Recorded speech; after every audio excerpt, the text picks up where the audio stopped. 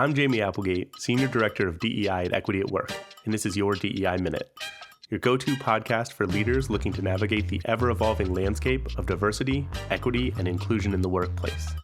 Whether you're just starting out with DEI or looking to sustain your long-term successes, each episode will provide you with the actions you can take to move DEI forward at your organization, all in 15 minutes or less. Join us every other week as we break through the noise and help you do DEI right. Let's get to it. Today we're going to talk about how to set DEI goals. As I mentioned on a previous episode, many organizations get really excited about the diversity, equity, and inclusion work, and they jump right into new programs, initiatives, and activities. You might have heard me mention things like starting diversity recruiting efforts with HBCUs, undertaking pay equity assessments, implementing mentorship programs for team members from underrepresented backgrounds, developing DEI trainings, and beginning community service projects. I said last time that all of these had a clear flaw related to the organizations getting ahead of themselves and not focusing on where they currently stand and assessing their readiness for those activities. This lack of focus on readiness will come back to haunt these worthwhile initiatives. I'll say what I said last time, that you absolutely should do those things, but not right from the jump. Today we're going to talk about another reason why jumping right into new programs, initiatives, and activities can be a strategic misstep, and it's all about goal setting. The truth is that too often we start new DEI programs without setting goals around them, which means we have no clear way to determine if those initiatives that we've invested time, energy, and resources into have been successful and should be continued or expanded, or if they've struggled and we should seek to identify barriers or change direction. So now that we know we need to set goals for DEI and not just jump into our exciting programs and initiatives, let's talk about how to actually set them. So for this episode, we are going to talk through the framework we use for setting goals, and then tune into our next episode where we will walk through a real-world example for a specific DEI program that we are currently working with a client on implementing. Let's start off with our mindset around DEI goals, and this one is very easy. DEI goals are just like other goals. You need to set them, you need to monitor progress and make adjustments in your approach as you work toward them, and you need to assess your success in achieving them over the long term. Your organization has a list of big picture goals, and there are probably key performance indicator dashboards that show progress toward those goals, which are reviewed regularly so that everyone on the team is moving in the right direction towards organizational success. If the organization is on the right track, then a few other things are definitely happening beneath those big picture goals. The first one is that each individual team member has their own goals that tie into and support the big picture goals. As you move up the organizational hierarchy, each layer's goals should represent a collection of the goals from the layer below. For example, in an organization that has directors, managers, and frontline workers, the frontline workers should have individual goals, and then the managers have individual goals that encompass the goals of the frontline workers, and the directors have individual goals that encompass the goals of the managers and the frontline workers. So it all cascades down. Secondly, not only are big picture and individual goals set, but they are shared along with the behaviors and activities that an individual contributor should do to be successful. It's not much value to tell someone what the end goal is without providing support about how they should go about achieving it and getting there. Finally, individual and big picture goals should be monitored regularly and adjustments should be made. It might sound simple, but many organizations recognize that they're not going to hit a goal and they simply keep going right through it as though nothing has changed. Strategic organizations consistently look out for barriers and challenges, and they adjust on the fly at both the organizational and individual contributor levels, communicating constantly about changes to goals and, as mentioned above, the expected activities and behaviors that will drive those outcomes. DEI goals should be just like this. There should be key performance indicators that show progress towards success, and they should be reviewed regularly to ensure that the team is moving forward together.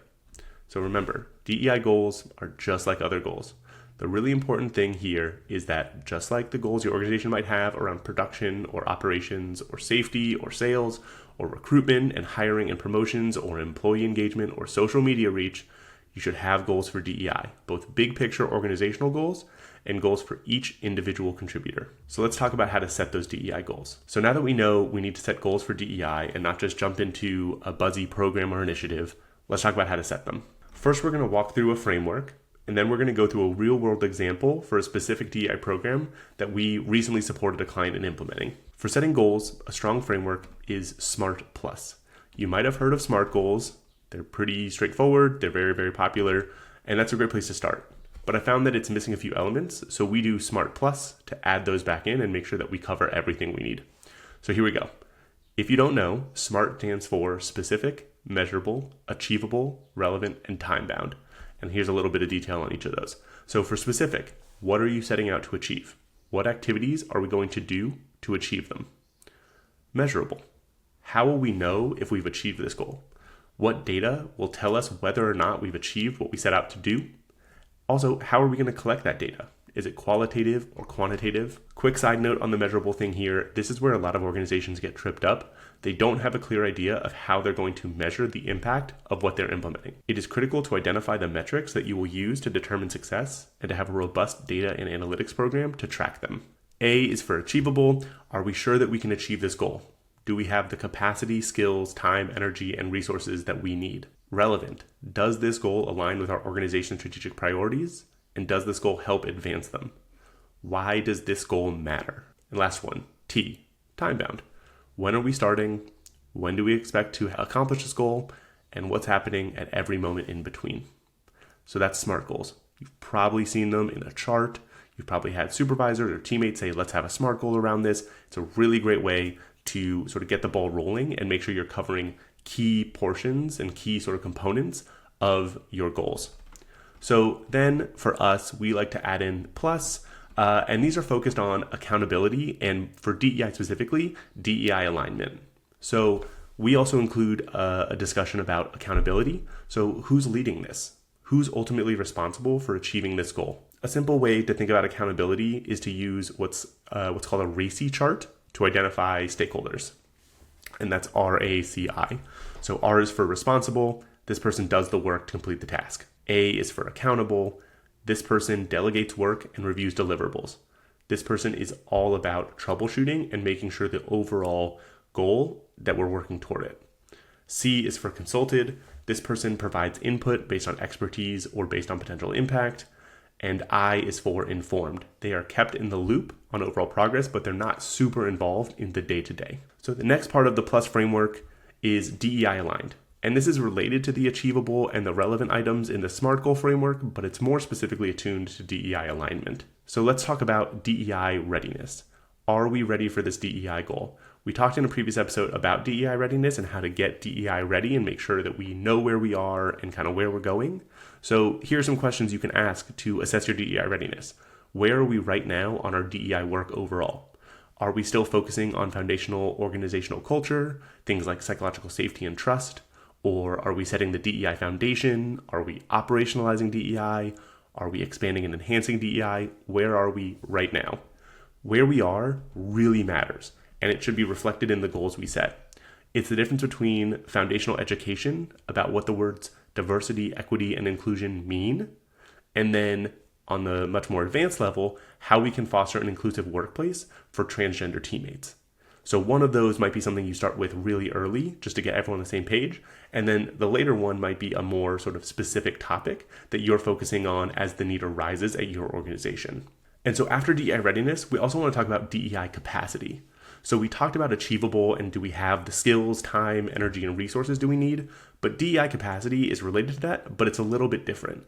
Do we have team members with the capacity to lead this DEI goal? So many folks are hired in positions because they're great at the operational skills and maybe even the personal and management skills that are needed to drive the organization forward. For this, it's all about, do they have the DEI skills? Let's move beyond organizational readiness and focus on the individuals who will be leading.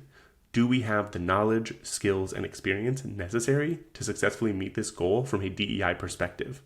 Are folks trained in what we are trying to roll out? Are folks knowledgeable? Do they have experience with this specific topic? Finally, we want to talk about leadership alignment. Is our leadership team on the same page and ready to support this goal? Are our leaders in agreement on this goal? Do they all support this as a goal? If not, we need to pause and get everybody on the same page. Are they all bought in and willing to serve as champions and advocates for this goal? Are they willing to actively participate? If we are rolling out a training, are they willing to be the first ones to go through it, both to provide feedback, but then also to share with the rest of the organization, hey, I went through this training and it was meaningful to me because fill in the blank as to why it is important for them and for the organization. So that's how we set Smart Plus goals, and join us next time to walk through a real world example of a project we are working on with a client and how we set goals for that. And that's a wrap. I'm Jamey Applegate, and that's your DEI Minute for today. Thank you for listening. That's a wrap. I'm Jamey Applegate, and that's your DEI Minute for today. Thank you for listening. Please be sure to follow us wherever you listen to podcasts, and don't forget to leave us a review. If you ever have questions, please visit our website or send us an email. You can also sign up for our newsletter and follow us on LinkedIn, YouTube, Twitter, and Instagram. Links to everything can be found in the episode notes. This episode was edited and produced by Podgrowth with podcast art by me, Jamey Applegate.